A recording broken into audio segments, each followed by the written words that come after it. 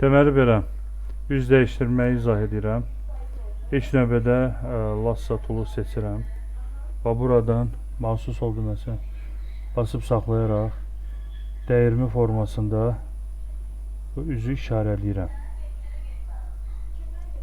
Bundan sonra klaviaturadan Ctrl+C-ni basıb kopyalayıram və burada alt mousun təkəri ilə şəkli böyüdüb, daha sonra Ctrl+V düyməsini basıram. Daha sonra Ctrl+T-ni basıram ölçüləri vermək üçün. Ölçünü bir qədər kiçildək və daha sonra burada Layer 1 seçili olduğu halda opacity-ni azaldaq, yəni şəffaf olsun. Bunu gətirək, bunun dodağının üzərinə qoyaq. Təxminən. İndi bəzən bu uyğun gələ də bilər, gəlməyə də bilər. Yəni insan üzünün ölçüləri fərqlidir. Yuxarıdan biraz kiçildirəm. Biraz bu formada yerləşdirirəm. Daha sonra Layer 1 seçili olduğu halda opacity-ni artırıram və bundan sonra pozan alətini seçirəm. Qırağa çıxmaları bir qədər silmək istəyirəm. Burada çənə ətrafında olan hissələri silirəm. Təbii ki, Layer 1 seçili olduğu halda artıq şeyləri, məsələn, qulağa düşən hissələri də bir qədər silirəm buradan. Sonra alında da məsələn bu hissələri silirəm. Belə, yəni biraz da alın hissədən cüzi biraz bazalaşdıram.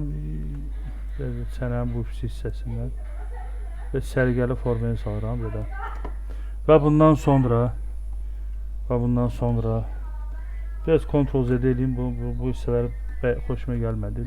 Yenidən bu hissəni daha sərgəli formada azaldıram və daha sonra Layer 1 üzərində Ctrl+, mousun sol düyməsini bir daha vururam. Bu üst seçili olduğu halda Select əmrinə daxil oluram, Modify-yə girirəm. Burada kontrakt var, kontraktı məsələn, burada 1 pikseldən 8 pikselə kimi azalda bilərsiniz. Məsələn, 5 piksel eləsə görürsünüz, bu bir qədər azalır bu sahə. Bu qədər çox azaltmaq istəmirəm.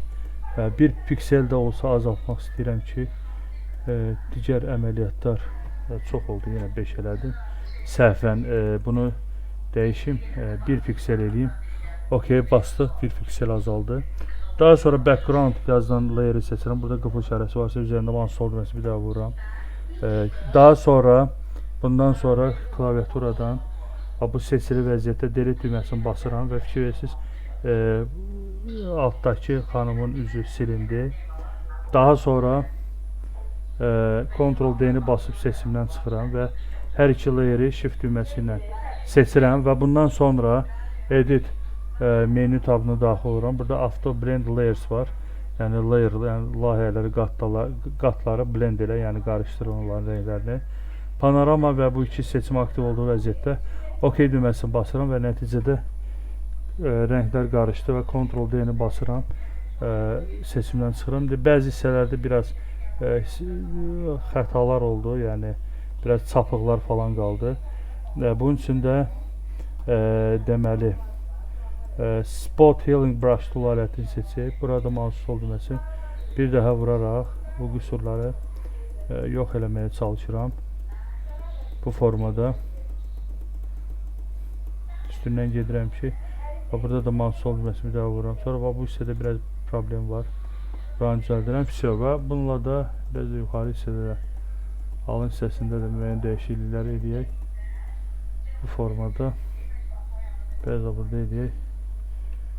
Bəli, və nəticədə bizim bu etmək istədiyimiz gerçəkləşdi. Siz də internetdə müxtəlif insanların üzlərini seçib əvəz edə bilərsiniz. Belə.